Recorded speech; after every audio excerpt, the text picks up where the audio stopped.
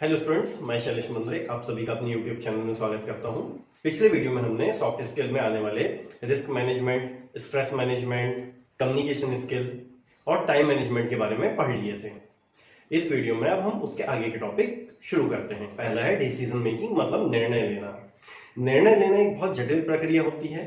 किसी कार्य को करना है या नहीं करना है तो किस प्रकार से करना है, ये सभी प्रकार के निर्णय हमें लेने पड़ते हैं और इन निर्णयों का प्रभाव हमारे कार्य के रिजल्ट पर भी पड़ता है। हमारे निर्णय परिस्थिति और समय के हिसाब से बदल भी सकते हैं। निर्णय लेते समय हमें निम्न चरणों को अपनाना चाहिए। पहला, समस्या की पहचान करना। दूसरा, समस्या के कारण की पहचान करना। समस्या के प्रभाव का आकलन करना। लिए जाने वाले निर्णय में से सर्वोत्तम का चयन करना। निर्णय लेने के बाद के प्रभाव का आकलन करना। लिए गए निर्णय को क्रियान्वित करना। निर्णय के क्रियान्वयन के उपरांत उसके प्रभाव का आकलन करना।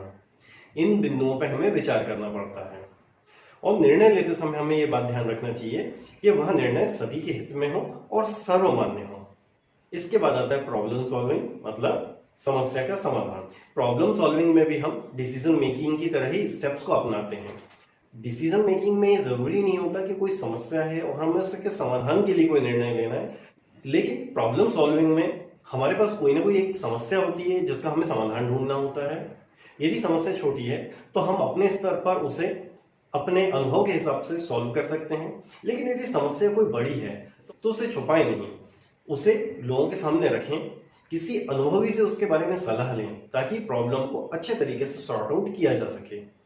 और प्रॉब्लम सॉल्विंग में यह बात ध्यान रखना चाहिए कि हमें नेगेटिव निर्णयों पर ध्यान नहीं देना चाहिए। हमें हमेशा पॉजिटिव रखना चाहिए अपने माइंड को कि हमें समस्या का समाधान निकालना है, क्योंकि ऐसी कोई समस्या नहीं होती है जिसका कोई समाधान ना निकाला जा सके। तो हमेशा जब भी कोई प्रॉब्लम आती है तो उसे पॉजिटिवली सॉल्व करने की कोशिश करना चाहिए। इसके बाद आता है पेशेंस, यानी धैर्य। धैर्य व्यक्ति का वह गुण होता है जिसमें वह विषम परिस्थितियों में या कोई काम बहुत धीमी गति से चल रहा हो या फिर किसी कार्य को हमको बार बार करना पड़ रहा हो और तब भी हमें रिजल्ट ना मिल पा रहा हो, तब भी हम अपना धैर्य बनाए रखते हैं और उस काम को निरंतर करने का प्रयत्न करते हैं जब तक कि हम उसमें सफल नहीं हो जाते। ऐसे कुछ काम जिसमें हमारा नियंत्रण नहीं होता है उसमें हमें डिप्रेशन नहीं आना चाहिए, यह धैर्य कहलाता है। धैर्य व्यक्ति को लोगों के बीच में मान सम्मान दिलवाता है। धैर्यवान व्यक्ति मानसिक और शारीरिक रूप से भी स्वस्थ रहता है। फिर आता है एम्पैथी, यानी सहानुभूति। किसी व्यक्ति की भावनाओं को समझना, उसकी मन स्थिति को समझना और विपरीत परिस्थितियां होने पर उसको मानसिक सपोर्ट देना सहानुभूति कहलाता है। दूसरे शब्दों में हम ये कह सकते हैं, किसी व्यक्ति को उसकी दुख की स्थिति में मानसिक रूप से सांत्वना देना सहानुभूति कहलाता है। किसी व्यक्ति की मानसिक स्थिति को समझने के लिए सबसे ज्यादा जरूरी तो यह होता है कि हम अपने आप को उसकी जगह रख के देखें, क्योंकि तभी हम उसकी मन स्थिति को समझ पाते हैं कि वो किस परेशानी से गुजर रहा है और उसके लिए किस तरीके का व्यवहार उचित होगा। फिर आता है सेल्फ इंप्रूवमेंट। सेल्फ इंप्रूवमेंट का मतलब होता है आत्म सुधार। अपने स्वयं के ज्ञान, व्यवहार, अपनी खामियों को स्वयं पहचान कर खुद के प्रयत्नों से उन कमियों को दूर करना आत्म सुधार या सेल्फ इंप्रूवमेंट कहलाता है।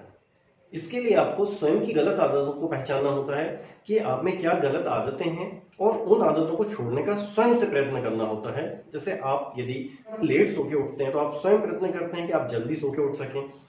यदि हम अनावश्यक समय बर्बाद करते हैं तो हम ये प्रयत्न करते हैं कि हम उस समय का कैसे सदुपयोग कर सकते हैं। यदि कोई भी बुरी आदतें हम में हैं तो हम उन्हें छोड़ने का भी प्रयत्न करते हैं।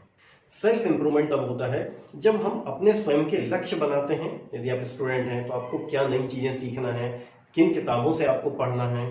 यदि आप एम्प्लॉय हैं तो आप नई चीजों को सीखने का प्रयत्न करते हैं और अपने स्वयं के काम करने के अलावा भी दूसरों को यदि आप काम में मदद करते हैं तो आप उनके कामों को भी सीखते हैं, जिससे आपको एक नए काम का अनुभव भी मिलता है। और यदि कोई व्यक्ति आपकी गलतियों को या आपकी खामियों को बताता है तो उसके प्रति सम्मान का भाव रखें, उसे ऐसा प्रतीत ना करवाएं ताकि वो भविष्य में आपकी किसी गलती को आपके सामने बताने से कतराए। यदि वह व्यक्ति आपकी कमियों को बता रहा है तो आप उन कमियों को दूर कर सकते हैं और आपको कुछ नया और सीखने को मिलेगा। यदि आपसे कोई गलती हो जाती है तो उन गलतियों को स्वयं एक्सेप्ट करें और उन गलतियों को दोहराने से बचें। इस प्रकार हम सेल्फ इंप्रूवमेंट कर सकते हैं। फिर आता है कॉन्फ्लिक्ट रेजोल्यूशन, मतलब मतभेद या समस्या समाधान। मतभेद का मतलब होता है किसी विशेष परिस्थिति में हमारे विचारों का किसी दूसरे व्यक्ति के विचारों से मेल ना खाना, क्योंकि हर व्यक्ति का किसी बात के प्रति नजरिया अलग अलग हो सकता है।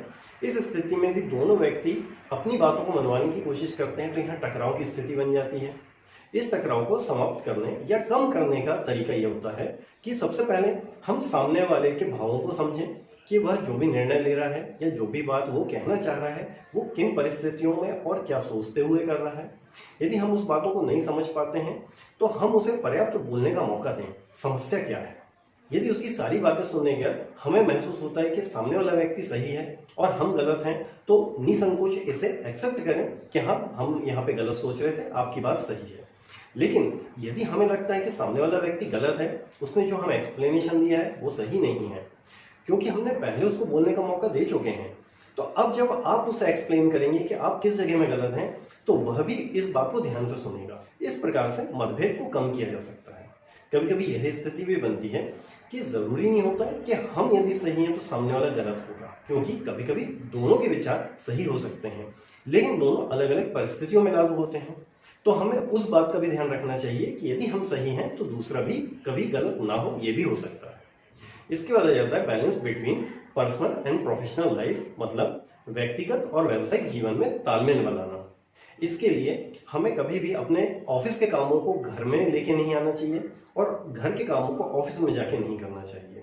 अक्सर ऐसा होता है कि हम अपने ऑफिस के कामों को, वहाँ की परेशानियों को घर में लेके आते हैं और घर में भी हम उन कामों को समय देते हैं, जिससे हमारे घर के काम नहीं हो पाते हैं। और कभी कभी ये भी होता है कि हम अपने कामों को ऑफिस में जाके ऑफिस में समय निकाल के करने की कोशिश करते हैं। इन परिस्थितियों में यह होता है, ऑफिस में लोगों को लगेगा कि आपका काम के प्रति रुझान नहीं है, जबकि यदि आप ऑफिस का काम घर लाके करते हैं तो फैमिली मेंबर सोचते हैं कि आप फैमिली की तरफ ध्यान नहीं देते हैं। इससे ना हम प्रोफेशनल लाइफ अच्छी चला पाते हैं और ना ही पर्सनल लाइफ बहुत अच्छी चला पाते हैं। इसका सबसे अच्छा तरीका होता है टाइम मैनेजमेंट करना, एक डायरी मेंटेन करना जिसमें हम सारे आवश्यक कार्यों को लिख सकें।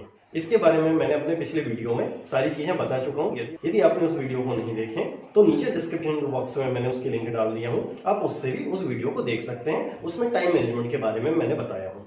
इस प्रकार इस वीडियो में और पिछले वीडियो में, इन दोनों वीडियो में मैंने सॉफ्ट स्किल से रिलेटेड सभी आवश्यक बातों को कवर किया हूँ। इससे आपको अपने सॉफ्ट स्किल को एनहेंस करने में सहायता मिलेगी। इस वीडियो को अपने फैमिली मेंबर्स के साथ, अपने दोस्तों के साथ, सभी के साथ शेयर करें ताकि सभी को इसका लाभ मिल सके। तो आज की वीडियो में इतना ही, अगले वीडियो के साथ हम जल्दी मिलेंगे।